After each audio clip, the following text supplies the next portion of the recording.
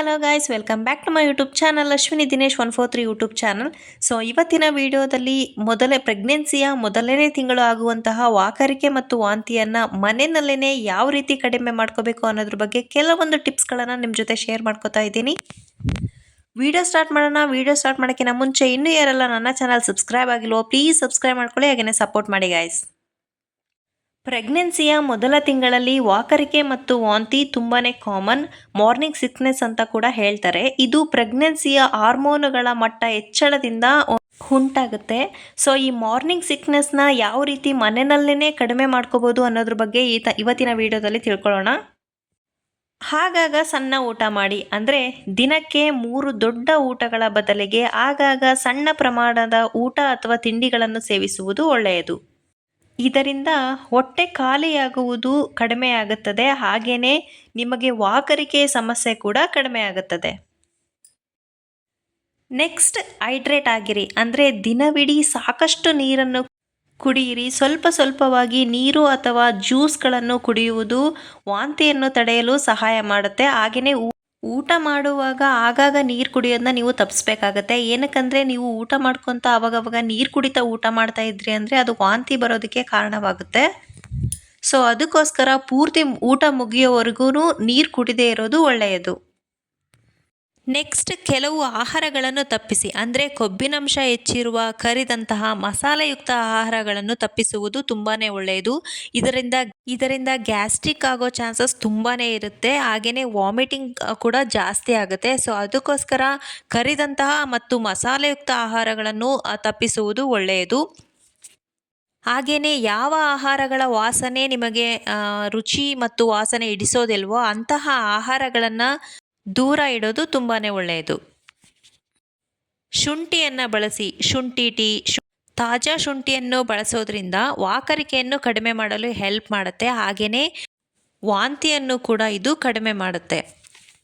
Next, ಆದಷ್ಟು rest ಮಾಡಿ. ಪ್ರೆಗ್ನೆನ್ಸಿಯ ಮೊದಲ ತಿಂಗಳು ನೀವು ಆದಷ್ಟು ರೆಸ್ಟ್ ಮಾಡೋದ್ರಿಂದ ದಣಿವು, ವಾಕರಿಕೆಯ ಲಕ್ಷಣಗಳನ್ನು ಕಡಿಮೆ ಮಾಡ್ಕೋಬೋದು. ಹಾಗೆಯೇ ಸಾಕಷ್ಟು ವಿಶ್ರಾಂತಿಯನ್ನು ಪಡೆದುಕೊಳ್ಳೋದ್ರಿಂದ ನಿಮಗೆ ಸುಸ್ತು ಅನಿಸೋದಿಲ್ಲ. ಸೊ ರೆಸ್ಟ್ ಮಾಡೋದು ಕೂಡ ತುಂಬಾ ಒಳ್ಳೆಯದು. ನೆಕ್ಸ್ಟ್, ಊಟದ ನಂತರ ಮಲಗಬೇಡಿ, ಅಂದರೆ ಊಟ ಮಾಡಿದ ತಕ್ಷಣ ಹಾಗೇ ಮಲಗೋದಕ್ಕೆ ಹೋಗಬೇಡಿ. ಸ್ವಲ್ಪ ಹೊತ್ತು ನೀವು ಊಟ ಮಾಡಿದ ತಕ್ಷಣವೇ ಸ್ವಲ್ಪ ಹೊತ್ತು ವಾಕ್ ಮಾಡಿ.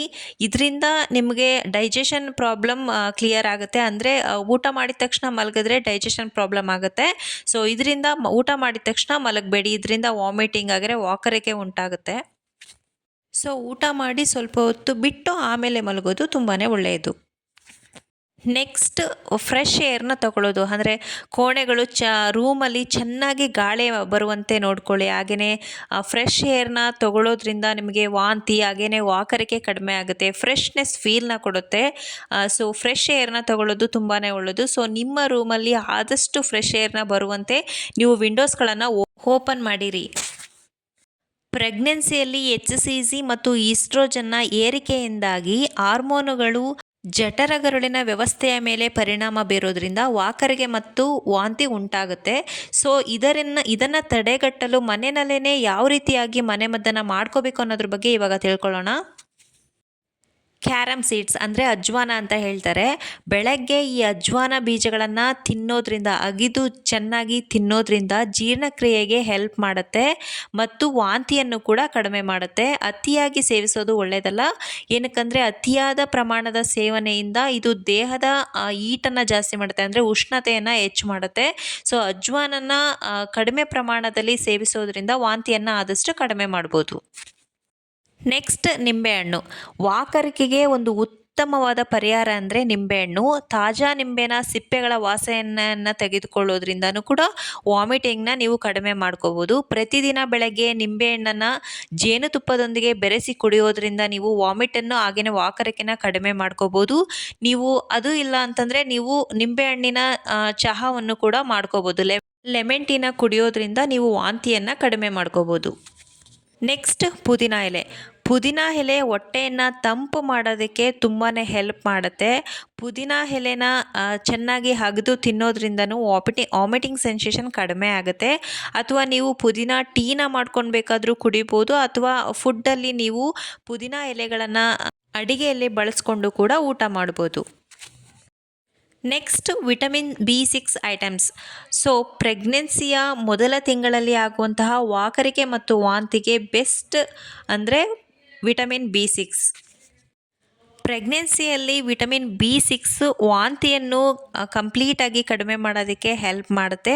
ಹಾಗೆಯೇ ಪ್ರೆಗ್ನೆನ್ಸಿಯಲ್ಲಿ ಭ್ರೂಣಕ್ಕೆ ಯಾವುದೇ ರೀತಿಯಾದಂತಹ ಹಾನಿಯನ್ನು ಉಂಟಾಗದಂತೆ ಇದು ತಡೆಗಟ್ಟುತ್ತೆ. ವಿಟಮಿನ್ B6 ಫುಡ್ಸ್ನ ನೀವು ಸೇವಿಸೋದ್ರಿಂದ ವಾಂತಿಯನ್ನು ಕಡಿಮೆ ಮಾಡ್ಕೋಬೋದು. ಹಾಗೆಯೇ ಪ್ರೆಗ್ನೆನ್ಸಿಯ ಫಸ್ಟ್ ತಿಂಗಳಲ್ಲಿ ನೀವು ಭ್ರೂಣಕ್ಕೆ ಯಾವುದೇ ರೀತಿಯ ತೊಂದರೆ ಆಗದಂತೆ ಕೂಡ ಕಾಪಾಡ್ಕೋಬಹುದು. ಓಕೆ ಫ್ರೆಂಡ್ಸ್, ಇವತ್ತಿನ ವಿಡಿಯೋದಲ್ಲಿ ಪ್ರೆಗ್ನೆನ್ಸಿಯ ಮೊದಲನೇ ತಿಂಗಳು ಆಗುವಂತಹ ವಾಕರಿಕೆ ಮತ್ತು ವಾಂತಿಯನ್ನು ಯಾವ ರೀತಿಯಾಗಿ ಕಡಿಮೆ ಮಾಡ್ಕೋಬೋದು, ಹಾಗೆಯೇ ಇದಕ್ಕೆ ನೈಸರ್ಗಿಕ ಪರಿಹಾರಗಳು ಯಾವುವು ಅನ್ನೋದನ್ನ ಈ ವಿಡಿಯೋದಲ್ಲಿ ತಿಳಿಸ್ಕೊಟ್ಟಿದ್ದೀನಿ. ವಿಡಿಯೋ ಇಷ್ಟ ಆದರೆ ಒಂದು ಲೈಕ್ ಮಾಡಿ, ಕಮೆಂಟ್ ಮಾಡಿ, ಹಾಗೆ ನಿಮ್ಮ ಫ್ರೆಂಡ್ಸ್ ಆ್ಯಂಡ್ ಫ್ಯಾಮಿಲಿಗೆ ಶೇರ್ ಮಾಡಿ. ಇನ್ನೂ ಯಾರೆಲ್ಲ ನನ್ನ ಚಾನಲ್ ಸಬ್ಸ್ಕ್ರೈಬ್ ಮಾಡಿಲ್ಲೋ ಪ್ಲೀಸ್ ಸಬ್ಸ್ಕ್ರೈಬ್ ಮಾಡ್ಕೊಳ್ಳಿ. Okay friends, take care, bye ಬಾಯ್.